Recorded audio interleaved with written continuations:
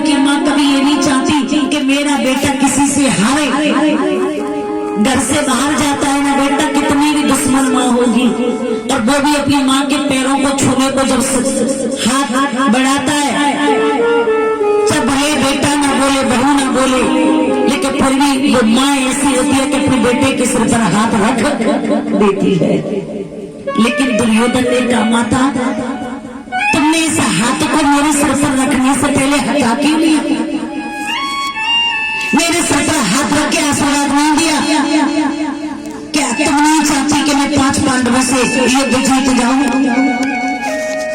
उन्होंने कहा, बेटा अपने बेटा की मंगलमय कामना तो हर मां करती है, लेकिन आज मुझे पता चला दुर्योधन तेरा तो भाग्य ही खोटा है, तेरे कर्म ही खोटे हैं। उन्होंने कहा, क्यों माता? माता गांधारी ने दुर्योधन के सर पे हाथ रखा, कहा कि जा बेटा, तेरी माँ तुझसे कहती है कि आज तो युद्ध करने जाएगा, पर युद्ध से जिंदा वापस नहीं आएगा। हे दुर्योधन, आज तो युद्ध के अंदर मारा जाएगा। और इतना कहकर के माता गांधारी महलों में गई और लगा करके दरवाजा इतना रोने लगी, इतना रोने लगी। माता गांधारी कह रही है, हे प्रभु, मैंने तो कभी सोचा भी नहीं था कि अपने हाथों से अपने बेटा को ऐसा आशीर्वाद दूंगी। पर रो करके कहने लगी, दुर्योधन मैं करूं तो करूं क्या? मैंने तो तुझे नग्न बुलाया था, पर तू नग्न आया ही नहीं। मैं जाकर के जब दुर्योधन ने जब कमर के भाग पर केले के पत्ते लिपटे थे, और केले के पत्ते को जब हटाया तो दुर्योधन का जितने शरीर पर केले के पत्ते थे उतना शरीर दुर्योधन का कच्चा रह गया, उतना शरीर कच्चा रह गया, और सारा शरीर पत्थर का हो गया, सारा शरीर पत्थर का हो गया। माता गांधारी बोली, मैं समझ गई कन्हैया, मैं समझ गई कि तुमने ये चाल क्यों चली, तुमने ये चाल क्यों चली है। जानते हो भगवान कन्हैया ने ये चाल क्यों चली? कन्हैया तुम्हारी सेवा इस बात को कोई जानता नहीं था कि मैं अपनी आंखों से पट्टी क्यों बांधती हूँ। माता गांधारी इसलिए आंखों से पट्टी बांधा करती थी क्योंकि माता गांधारी बहुत बड़ी पतिव्रता नारी थी, और वो इसलिए अपनी आंखों से पट्टी बांधा करती थी। उसका ये संकल्प था कि मैं देखूंगी तो अपने पति के शरीर को देखूंगी, उसके अलावा जो भी पुरुष मेरी नजर के सामने आएगा, मेरी नजर पड़ते ही उसका शरीर वज्र का हो जाएगा। इसलिए माता गांधारी के पति धृतराष्ट्र आंखों से अंधे थे, इस कारण की वजह से गांधारी आंखों से पट्टी बांधा करती थी। देखना, अब तो दुर्योधन ने कहा, हे प्रभु, जिस जिसके द्वार पर जाता हूँ वहीं से खाली हाथ लौट आता हूँ, मेरा नसीब क्या है? इतने दुखी दुर्योधन समझ में नहीं आता। अब तो भीष्म पितामह ने कहा कि सुन दुर्योधन, तू चिंता मत कर, क्योंकि तेरी तरफ मैं खड़ा हूँ, तेरी तरफ मैं खड़ा हूँ, और तुझे निराश होने की जरूरत नहीं है। दुर्योधन तो एक कार्य करना, क्या मैं भी तो देखता हूं कि कन्हैया ने यह प्रतिज्ञा की है कि जिसकी तरफ मैं होगा उसकी तरफ मैं कुरुक्षेत्र में खड़े होकर अस्त्र शस्त्र नहीं चलाऊंगा।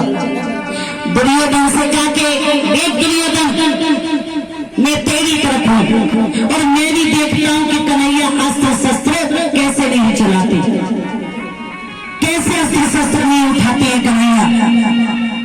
एक कार्य करना,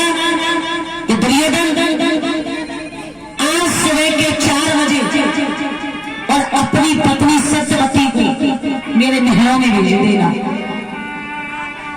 अपनी पत्नी सत्यवती को अपने महलों में भेज देना। महलों में, हाँ, ब्रह्म मुहूर्त में मेरे महलों में तुम्हारी पत्नी आ जाए और फिर मैं देखता हूं कि अर्जुन तुम्हें कैसे मारती है। अब तो सुबह के 4 बजने वाले, अब दुर्योधन इंतजार कर रहा था कि कब 4 बजे और तब मैं अपनी पत्नी को जगाऊं। 4 बजे और मैं जगाऊं। इधर मेरे भगवत प्रेमियों क्या हुआ कि रात्रि के 12 बजे और जैसे ही 1 बजा तो भगवान कन्हैया सीधे पहुंच गए और भगवान कन्हैया ने जाकर के क्या किया कि जहां द्रौपदी सो रही थी, भगवान कन्हैया गए और जाकर द्रौपदी का सीधा पैर का अंगूठा पकड़ा और पैर का अंगूठा पकड़ के हिला दिया। और जब पैर का अंगूठा पकड़ के हिलाया, द्रौपदी बोली कौन है? भगवान कन्हैया ने मुंह बंद कर लिया। द्रौपदी की आंखें खुली। द्रौपदी बोली आप? और इतनी रात में भगवान कन्हैया ने इशारा किया आवाज मत दो। द्रौपदी पूछा लेकिन क्यों? उन्होंने कहा जितना मैं कहता हूं उतना करो। द्रौपदी के पैर का अंगूठा पकड़ के बोली जल्दी जाग द्रौपदी, जल्दी खड़ी हो। द्रौपदी बोली लेकिन तुम मुझे इतनी रात्रि में जगा क्यों रहे हो? उन्होंने कहा जो मैं कहता हूं सोकर। भगवान कृष्ण गए और भगवान कन्हैया ने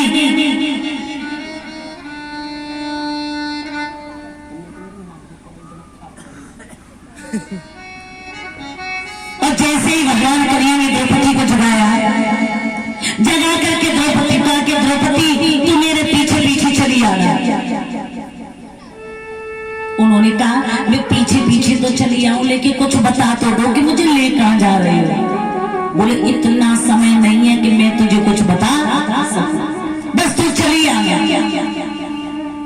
अब द्रौपदी कहीं आवाज देती तो कन्हैया उनको चुप कर देते। बोले चुप चुप चुप चुप। आवाज याद रखना कि जहां तक तू जाए वहां तक तेरी आवाज ना आए। अब तो आगे आगे कन्हैया, पीछे पीछे द्रौपदी और रात्रि के 2 बजे इधर दुर्योधन देख रहा है कि कब 4 बजे। दुर्योधन सोच रहा है कि कब 4 बजे और कब अपनी पत्नी सत्यवती को जगाऊंगा। कब 4 बजे और कब मैं जगाऊं।